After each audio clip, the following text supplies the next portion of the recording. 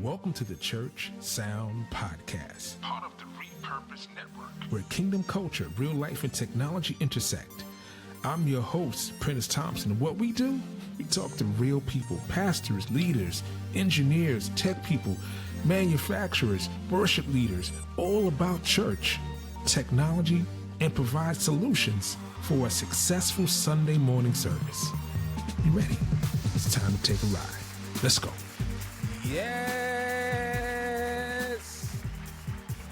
Yes, and welcome to another edition of the Church Sound Podcast. You know, you guys always blow me away with your love, your flowers. I see you clapping. If you're on the treadmill, just wave your hand. If you're driving in the car, honk your horn 2 times. If you're just in the subway, wherever you're at, just smile at the person next to you and say, "God bless you."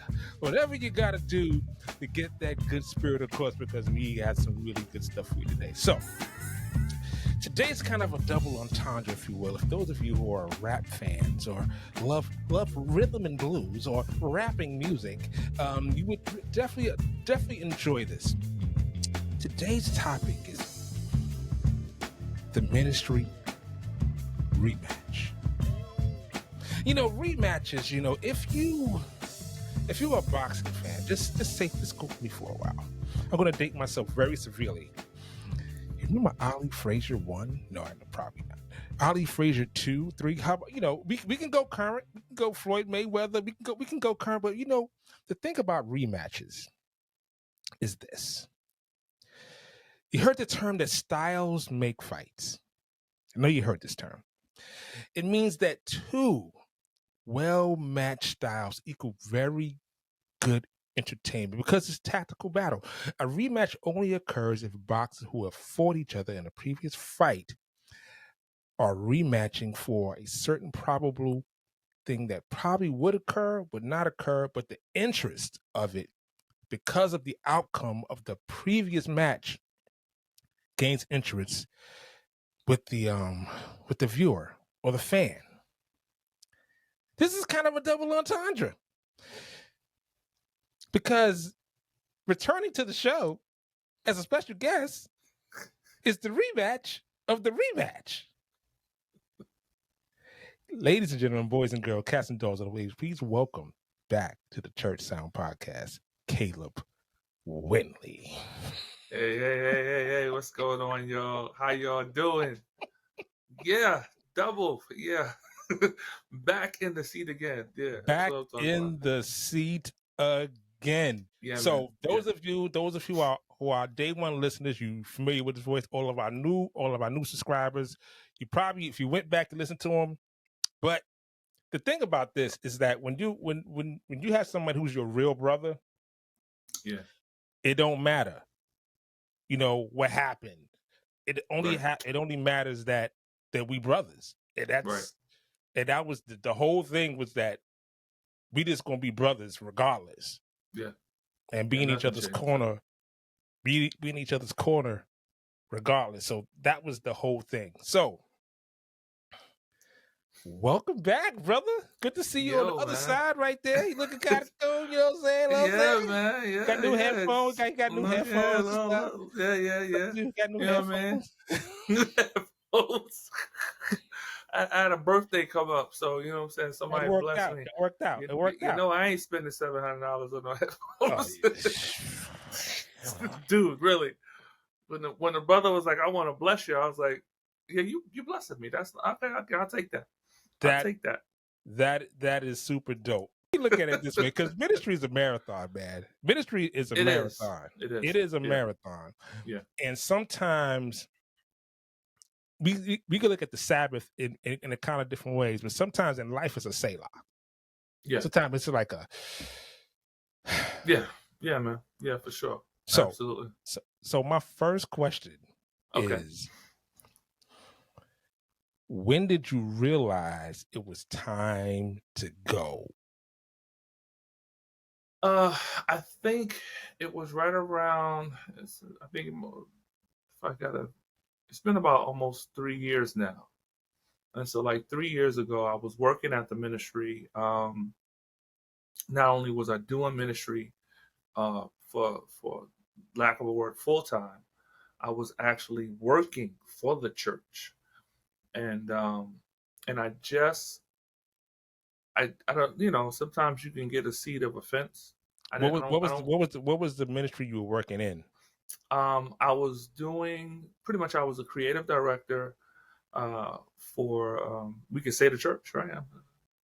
For Ecclesia Word Ministries International. I was doing all of their books, CDs, all of the graphic work. But on top of that, I was also running the media ministry. So I was handling all the video, working alongside with the website creator, and doing my ends of that, sending out e-blasts, all that stuff. But was also building a team and had been there. It had to be somewhat. By the time I was about to leave it, I was there at least 16 years. So Really? It was that long? it was that long, bro. It was that Wow. long. It was that because I kind of transitioned from minister. When I came into media, I was just brother. It was just brother Caleb. You know what I'm saying? And so just kind of grew and grew, stepped up, step. You know what I'm saying? And then I was but now all of a sudden I'm pastor, and I'm building this team, man. And I was able to watch those who came before me build. I was able to see some of the things that they implemented, but coming from kind of a DJ background, a little bit of production background, I was able to recognize that, okay, well, this is great what you're doing, but it's wrong.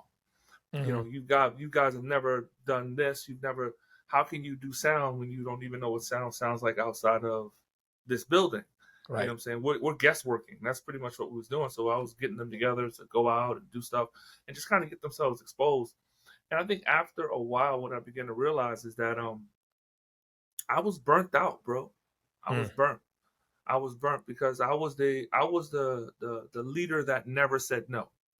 Mm. I was the individual that no matter what the pastor wanted, he knew if he came to me, he was gonna get it. And then if anybody else in another subdivision or sub ministry needed something done, I was the dude. So much so that when I left, because I first left the church, not the church itself, the building, but I left working at the church and found a job kind of in the secular arena. What do they call secular arena? It's just the world. You know what I mean? Um, The secular and arena. yeah, the Outside of secular. God's covering. I'm Outside of God's getting real, covering. real, real churchy right now. But so I left doing that particular work. I was still somewhat there doing my day to day, training up the teams and leading them and stuff. But I was burnt, bro. I was burnt. I never stopped. I came home. It was just church, church, church. My older kids suffered because of it. Um, but I got to a place where we had our two children, and I realized I'm not making the money to support my family. I can do better if I just go back out. Um, and I wasn't giving everything my all, bro. It was almost like, Piece of you here, piece of you there. yeah, man, I was everywhere. You know what I'm saying? And like I said, so much so that when I actually did say, look, when I had a meeting with my pastor, I said, look, I'm gonna step down um, as a pastor. I really feel like I need this time to just kind of get myself reacclimated. Um, it took like 16 people to do the work I was doing. I know. You recruited Yeah, me. yeah, exactly. You recruited me. You know what I'm saying? So, with the and I don't want to jump into it, but like kind of what I discovered was there was a lot of brokenness in me that I never got dealt with. We Mm. talked about it on a lot on our previous podcast, and it was a lot of issues in me, struggles in me that needed to be dealt with. But most people only dealt with the gift. You know what I'm saying? Mm. And a lot of times people can see the gifting and press to get what they need in that particular moment and then make it the secondary thought, well, I'm going to help him over the situation, but never Hmm. really get back to it. Right. Because, after they get tied up with what they wanted done, you move on to the next responsibility of the day, and that person kind of gets kicked to the side. So let me ask you this. So I know because I deal with this, and we've talked about this in the past, not online, but not on the show, but just offline. Is that how people will see your gift first, and then only talk to that part of you? You know what I mean? It's almost as if the human side of you doesn't exist, or they choose not to deal with it because they only want to talk about what you can do for them. Sure. Yeah. I've been there, and the funny thing about it, my inception into Christendom was always like that. So the first church I came into, they needed some people to paint.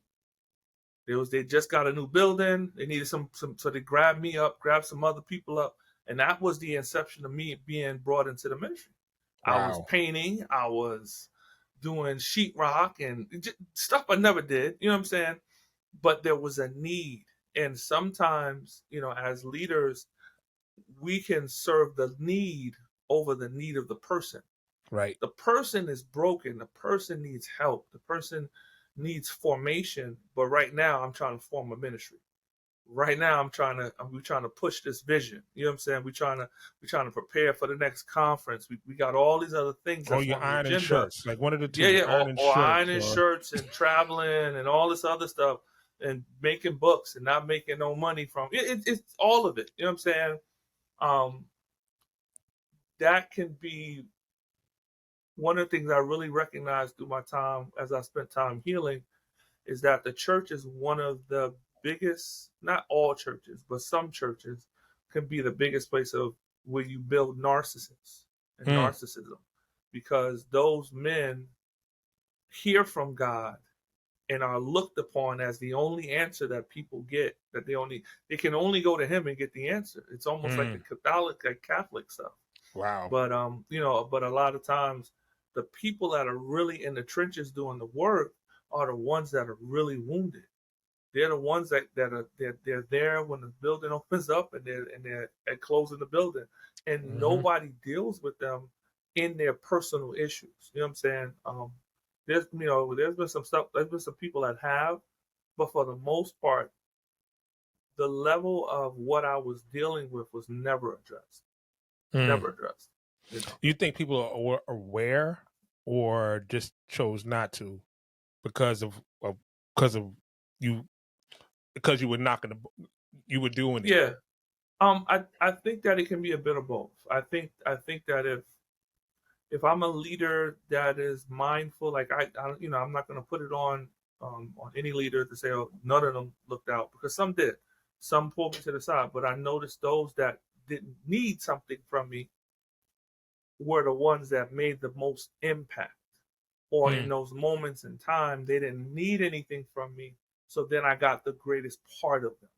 Gotcha. But when it was time to get something done, it was like, oh yeah, and it's funny because I see it now, bro. I see it now. I get phone calls now. I don't get no phone calls about how you doing. I don't get no phone calls about how you been. And I know you concur. You know what I'm saying? Yeah, that's most of my phone calls. All my phone calls is, hey, we needed this. Hey, we needed that. Hey, can you do this? Hey, can we get that done? And I'm like, oh, okay. But I think that depending upon the heart of the leader, it's very important for you to remember that at the end of the day, the person that you're talking to is a human.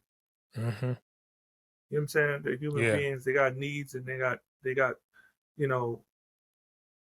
sometimes we put people under sonship, and then sonship becomes slaveship. You know what I'm saying? And it's at the end of the day, you're left with looking at yourself, and now the person that I'm supposed to feel the safest with is the one doing the most damage to my life. Right. And that's not good. That's not good. Right. You gotta go up. Right. So let me read this. I'm going to read this survey I found, and then I want your comments afterwards. Sure. It's about expectation. It's when people in authority are out of touch with those who are working for or with them, and they tend to expect too much. So it starts out with this: a good leaders become used up when a survey of pastors and leaders revealed 84% say they're on call 24 hours a day. 80% expect conflict in their church. 54% find the role they're in is frequently overwhelming. 48% feel that the demands of the ministry are more than what they can handle. And 21% say their church has unrealistic expectations of them. Mm. What do you say to that? I say 100% true. I think one of the major issues that we find within the confines of the church is that many people get thrust in positions, but normally don't get trained. Mm. Also, it's almost like once I got that one guy and he's gonna run it, he's gonna make it happen. You know, he's like the whipping boy. You know what I'm saying? If there is help that comes, it depends on him. If he's the type of person like I was that struggled with a lot of rejection, I took everything on. I held everything in. I dealt with everything. I didn't. If I had help, it was hard for me to relinquish because I knew at some point somebody was going to drop the ball. At least I believed it. And most of the time, it was out of the fear of the retribution or the response that you get back from leadership when something goes wrong, because they don't go to them, they come to you. You're the lead, right? Mm-hmm. So as being a lead, if a person is struggling with rejection, I don't want nobody to come back to me. Why? Because how do I process that? I process it as, you're not mad at what didn't work, you're mad at me. And so a lot of times you see that in the confines of churches where you have individuals that are struggling with low self-esteem, anxieties, depression. They never get dealt with, but they get responsibilities. Or I love the way the word you use in the beginning. It says get used.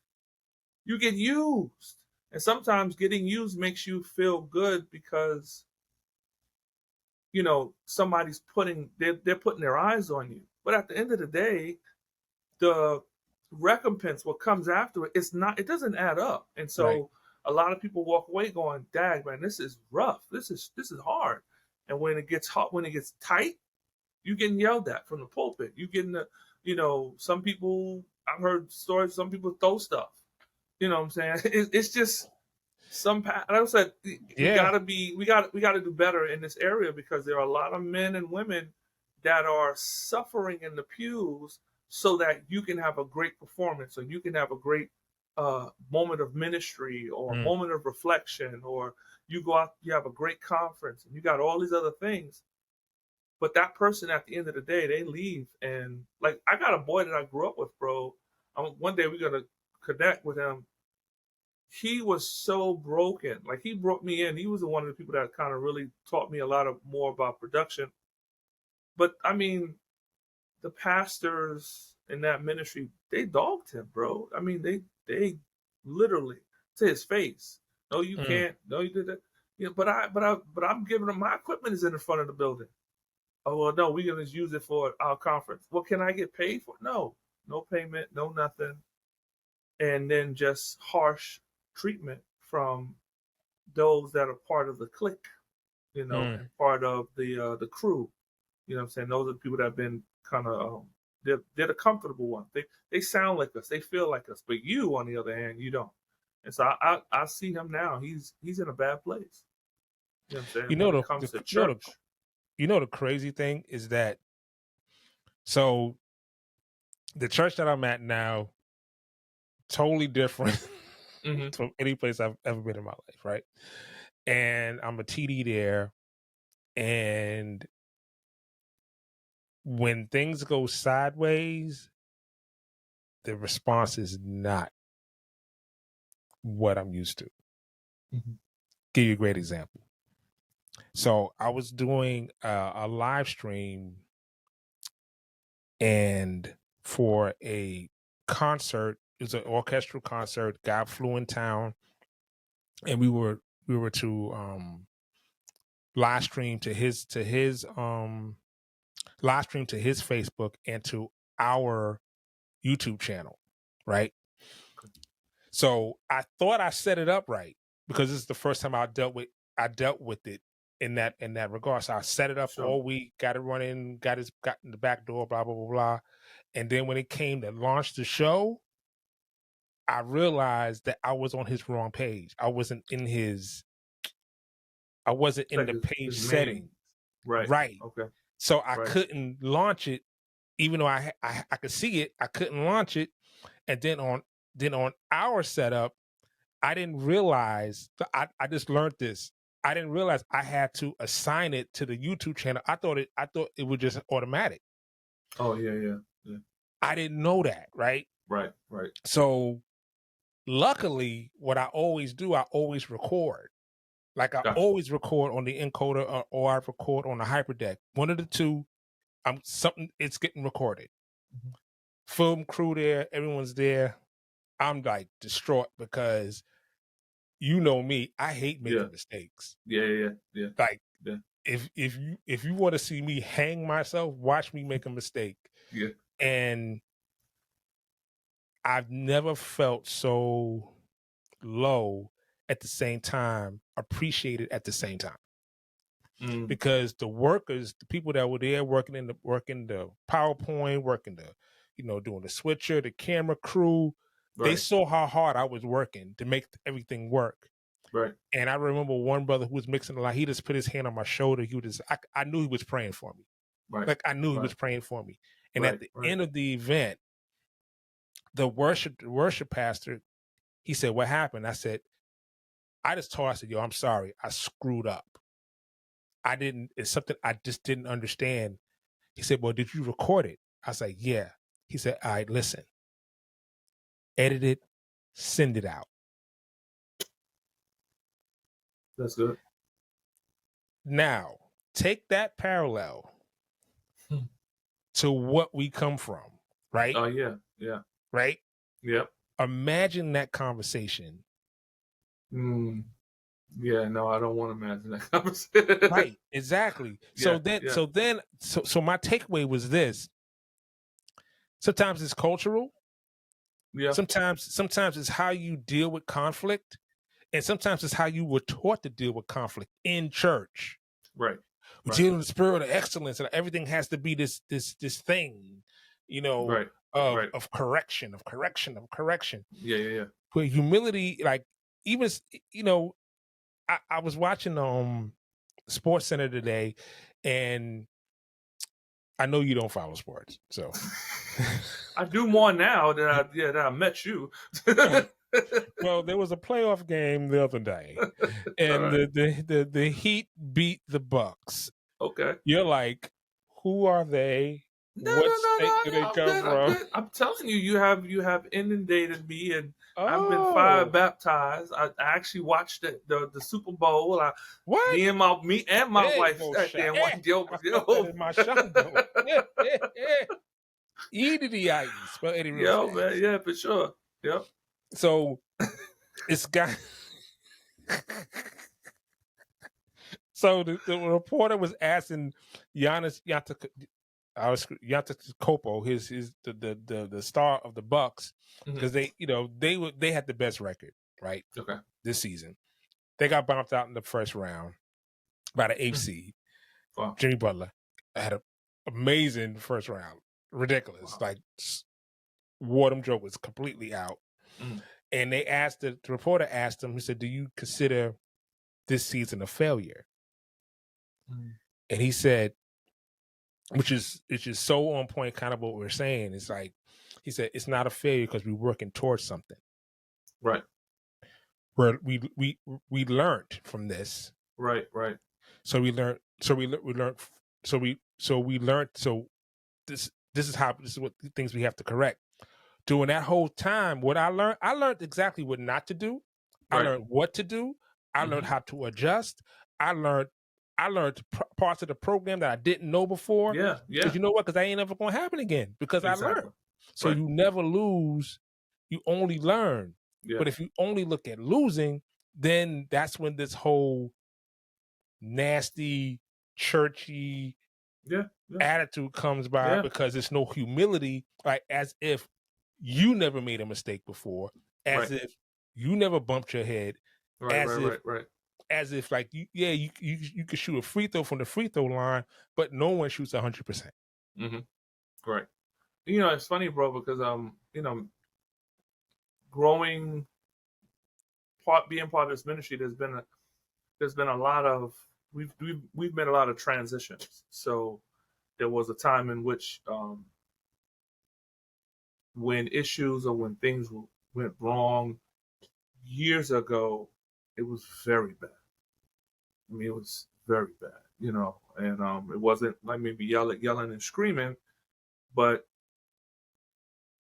you know, before the person would minister, it was like, okay, you know, we're having a meeting after Have a this. meeting.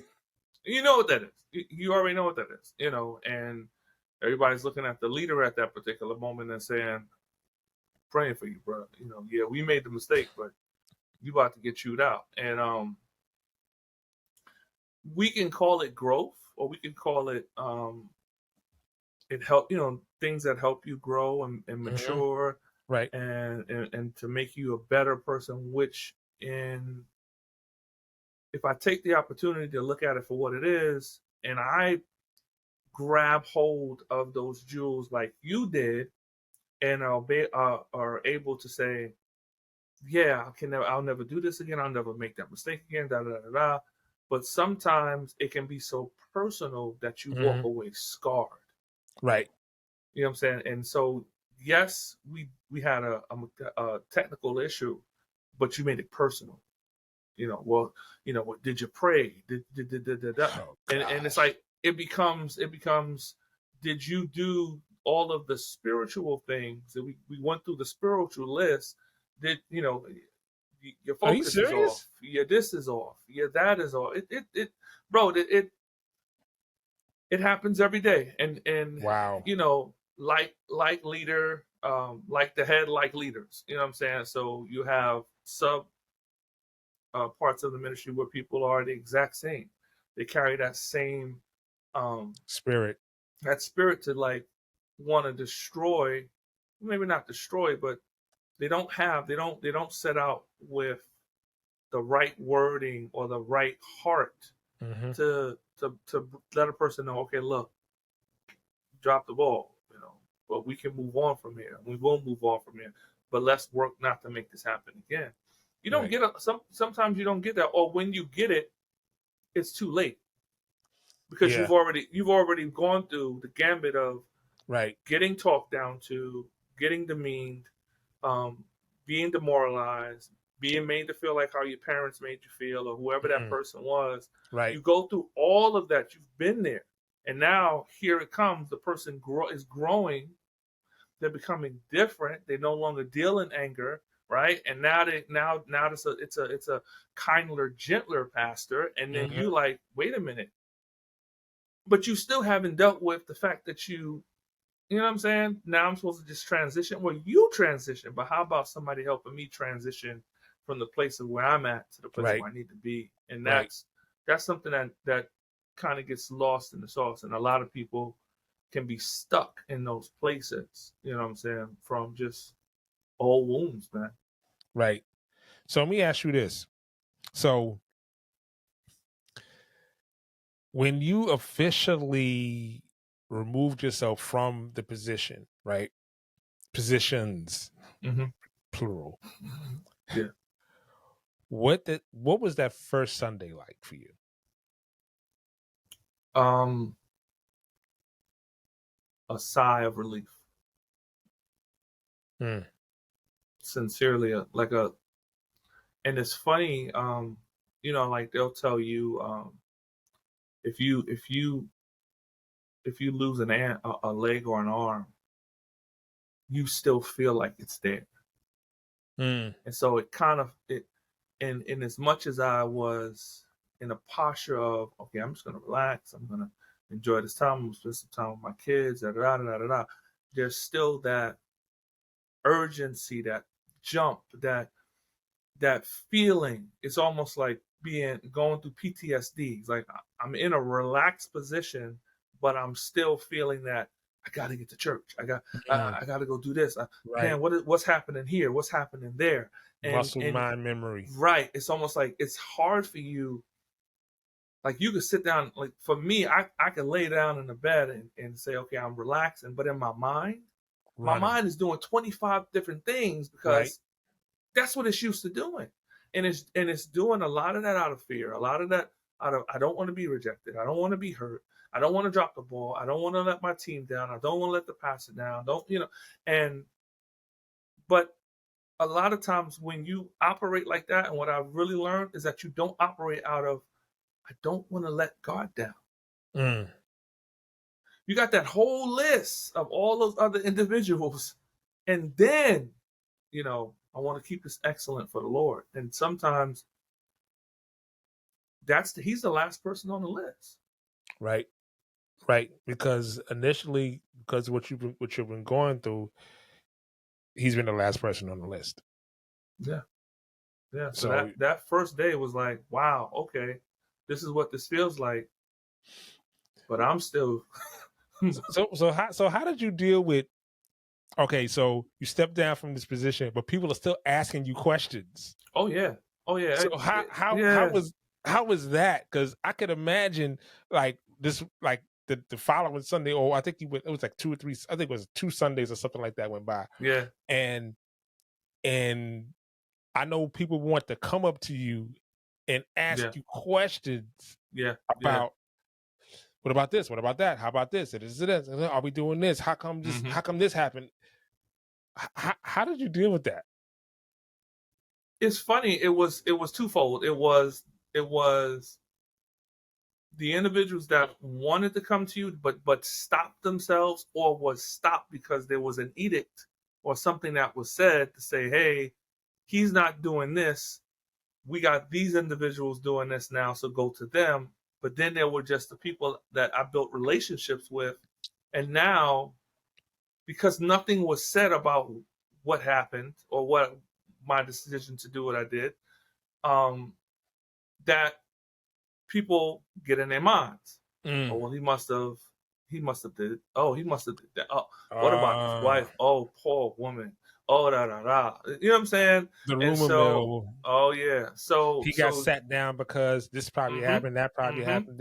And people have even come to me now, bro. And now I've been there a minute, and they're like, "Well, I'm so happy that you're back, and you got to get yourself back in, and God forgives, and God."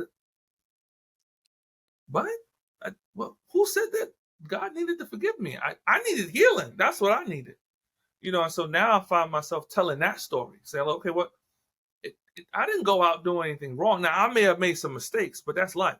You know what I'm saying? I may have dropped the ball in some of my own personal areas, but that's life. But as far as me going out on my wife, I said what I did was I found time for my family, found time for me and God, so that I could heal, so that if I did come back, I came back as a whole person, not a whole doer, because that's what I was, bro. I was doing everything was doing, right. And so, yeah, so it was strange.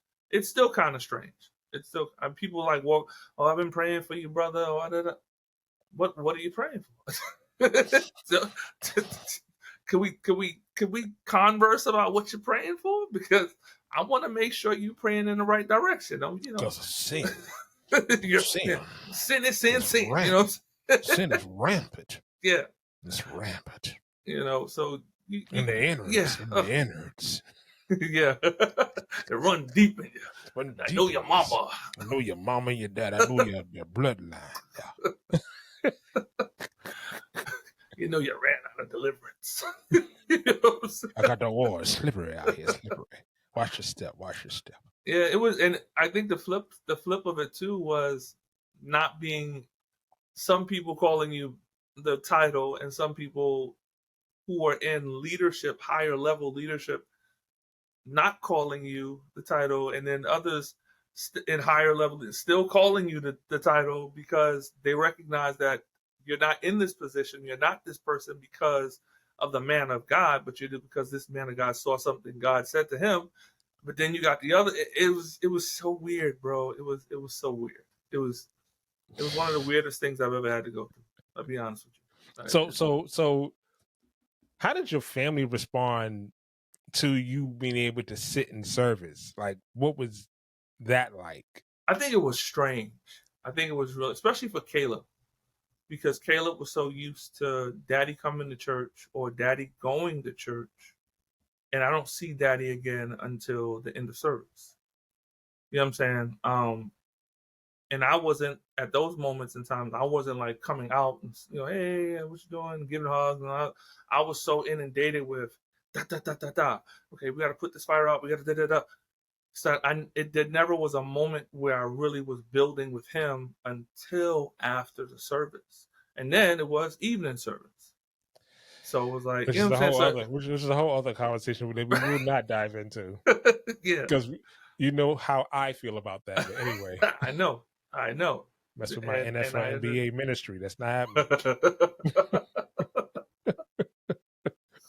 I gotta go to third service. Gotta go to third service no matter what. Yeah, man, you messed a lot of people up. But you know what?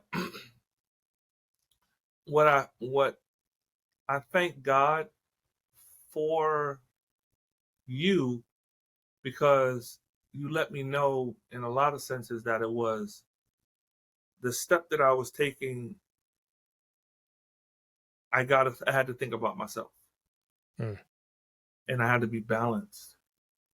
And when you know, if anybody's listening, and I'm pretty sure you are, when you're looking at those persons that's running the 40-yard dash and getting the water and supporting the pastor and doing all these things, and in media and on the usher board and all these other places, pray for them, because the truth of the matter is these are individuals that they need the support, because a lot of times they're not getting the support and they're very extremely imbalanced. And most of them go home and pass out.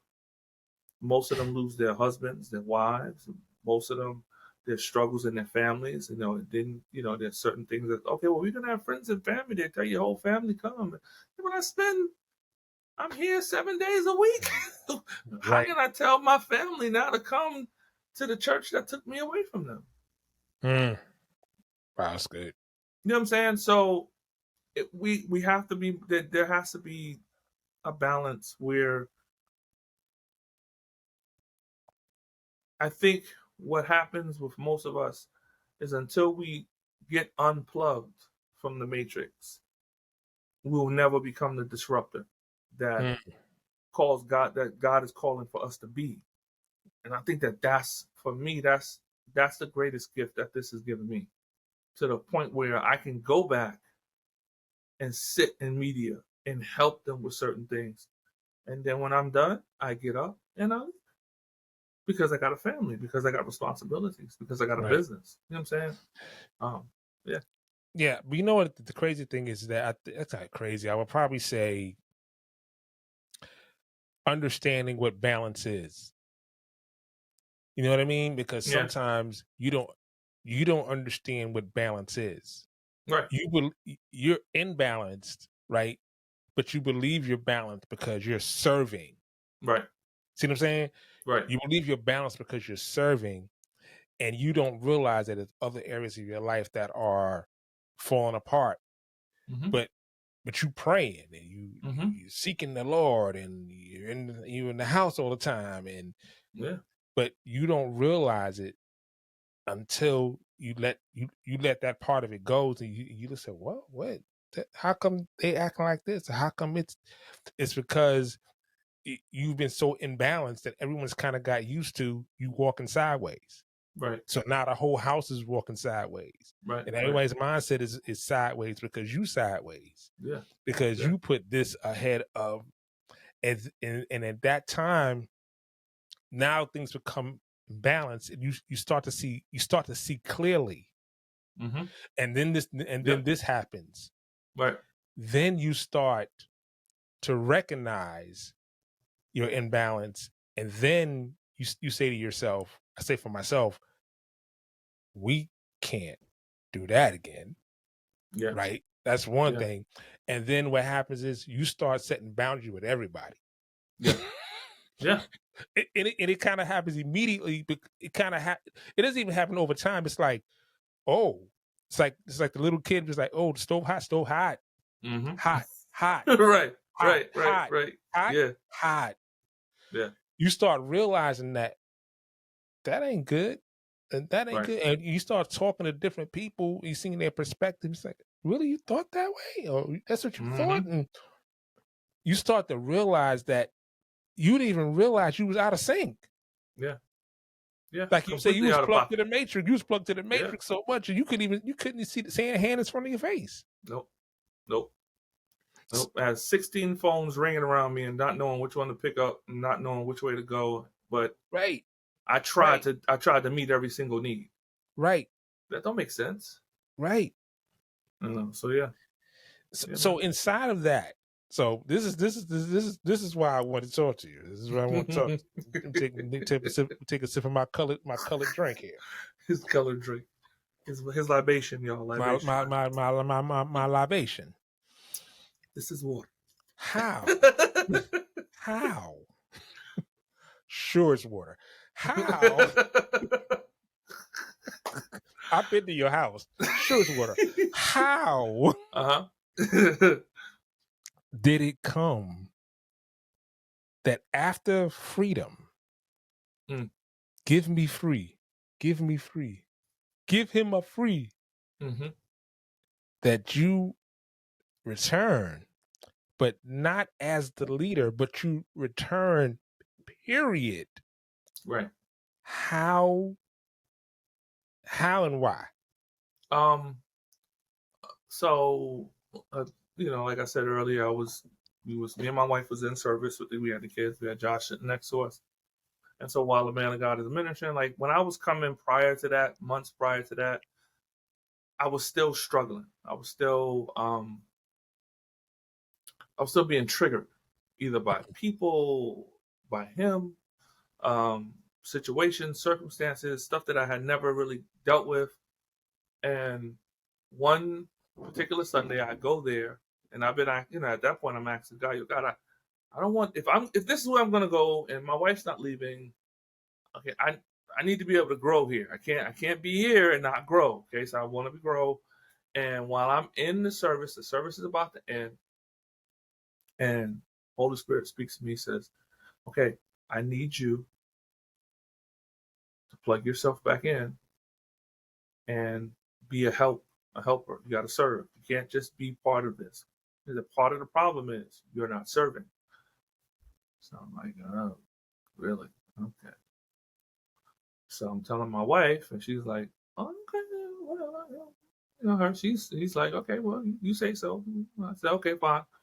And so Apostle's going in, I stop him and said, look, I need to spend some time with you. I want to talk to you. And then I just sat down with him, let him know. I said, look, I want to, I can't. Holy Spirit was speaking to me, and he was saying, you can't stay in the ministry and not be a part of it to some degree.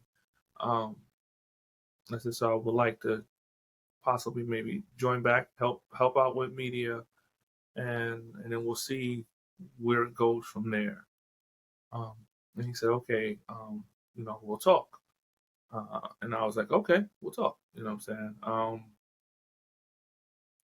So we have maybe about a week goes by, and he says, okay, well, this is where you can be. We'll watch you while you're in media. Just be there, be a support, be a help. I said, okay, fine. And I've always had the posture of heart where I can hear God from anyone. I make it my business to never be closed out where I can't hear God. Like if my son talks and says something off the wall, but it may not be a Christian word in there, but I could still hear God. And so I made that my business. And so in the midst of even when I went back,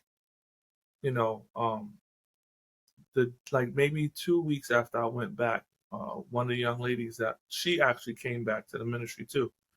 But she, whatever her situation, but she's been dancing and stuff like that. She came to me. She said, the Holy Spirit spoke to me and said, He is so proud of you, how you've come back. She said how He showed me you was you just bowing down on the ground and just submitting. And she said it takes a big heart to do that, to be that person. And I was like, I appreciate it. Thank you for the prophetic word. And I moved on. But I submitted myself to the new leadership.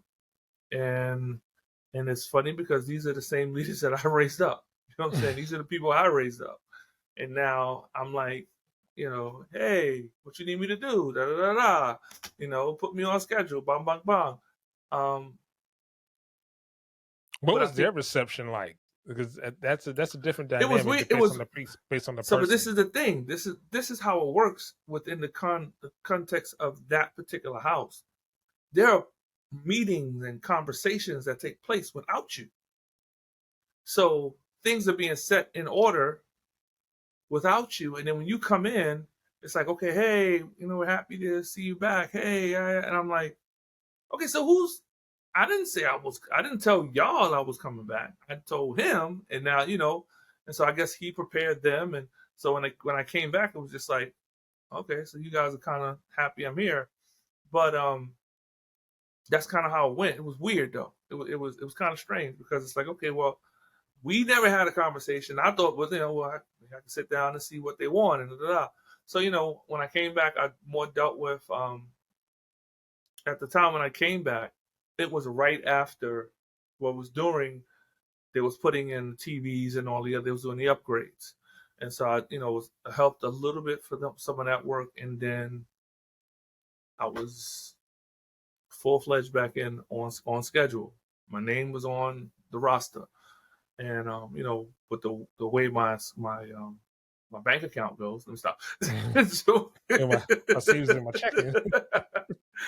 but the way my wife's schedule works out, I'm not there. I'm not able to be there every single service. So I'm doing a Sunday service or a Thursday service or whenever she's available to cover the kids. Mm-hmm. And so I do it. I give it my all, and I leave because that's what I'm supposed to do. Right. I'm supposed to have a life. You know what I'm saying? And so it's not strained between me and the leader, but to a degree, it's different. It's extremely different because I don't need you to make me me. He's done it. Right. I've spent enough time with him to know that he loves me. He accepts me. I'm not rejected. And I don't need people nor position to make me feel like a man. I'm a man because he's still working on me and making me better every single day. Right. And that's something that, although I may have known it, I didn't know. You know what I'm saying? So let's end it right here with this. There's someone out there right now that left the ministry, left the department or whatever it is, and God is speaking with them to return, or if they're feeling like they have this unction to return. What advice would you give that person? Spend more time with God. Be sure that because sometimes you can want to go back because you're so used to that lifestyle. And going to church almost makes you feel like you're not part of the club because people don't respond to you. So sometimes you can crave that attention too. You can crave, I want the good old boy party back again. I want the respect I was getting before. I want this. I want that old thing back, right? But what I believe God was doing, just using myself as an example, was he had to deliver me from all of that. So when I go in there, right, when I walk in there, I'm walking in there me. And now I hear God on a whole nother wavelength. You know what I'm saying? And I think that just because you feel like it's the time to go back, or you feel like there's this unction, even when he told me to go talk, there was moments and times when he was dealing with me, man. He was speaking to my heart. He was challenging me to go higher. He was challenging me to read the word. I was sharing in prayer. I was praying. I was fasting. I was doing all the things to get me right. And it wasn't it wasn't the focus of, the whole church is praying. Not that there's no problem there, but it was Caleb and God. And until it's almost like, I remember my lawyer years ago, he said, after my second divorce, sorry, um, and yes, I was in the kingdom, but he said, you can't be friends with her until she no longer triggers you. And there was spans of time, bro. Like, I wouldn't see her for months. I'd see her on Facebook and immediately get upset. He said, see, God was like, you got to deal with that. There's still something that you are not dealing with in that situation. So when I was coming to church, which I preach is the safest place in the world, not everybody feels safe there. And not everybody doesn't feel triggered. So I was still feeling triggered.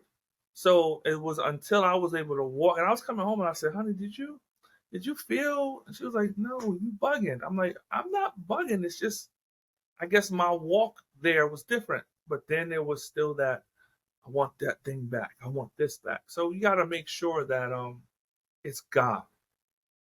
Make sure that it's God. And then what I would say is take it very slow, and don't allow the traps of old to be tricked on you again.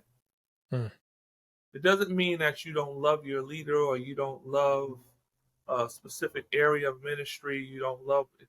It's more about loving God than it is about loving the work of ministry. Because you can gain the kingdom, right?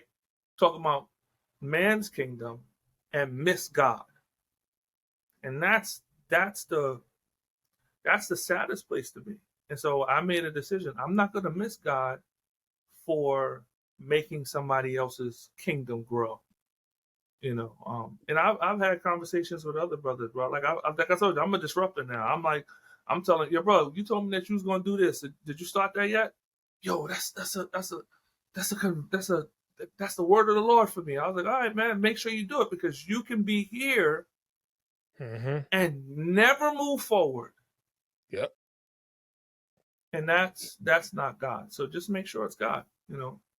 Put God to the test. Ask for a fleece. I don't care. Whatever it takes, but make sure it's God. You know what I'm saying?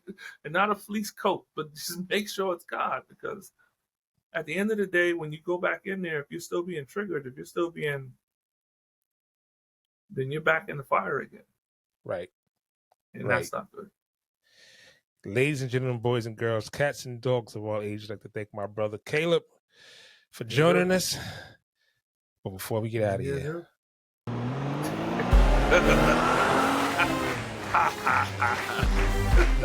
some things just don't change. Some things just don't change. All right. Number one. Yes, sir. 30 seconds and gone. Here we go. Number one. Current favorite television show. Current favorite television show would be The Batman one, and Netflix just came out with a show called The Night Agent. Okay. Dope. Stupid dope. Question number two. Oreos, vanilla wafers, or oatmeal cookies? Dang, man. I'm a vanilla wafer dude. I like Oreos, but yo, I'll rock out. For real. Number three. Who is the best storyteller rapper?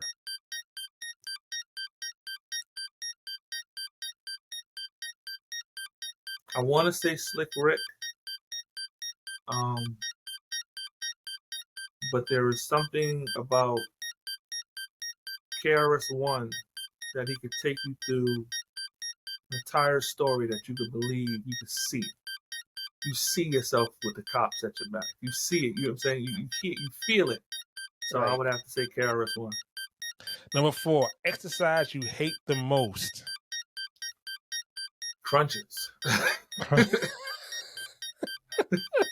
Yes. Who pick one of the two, Siri or Alexa? I'm an Apple guy all day, so it's got to be Siri. There you have it, ladies and gentlemen, boys and girls, cats and dogs of all ages. Yep. Welcome to. Thank you for being here on another edition of the Church Sound Podcast. We're gonna say like we always say, keep God first in everything we do. We'll see you next time right here on the Church Sound Podcast.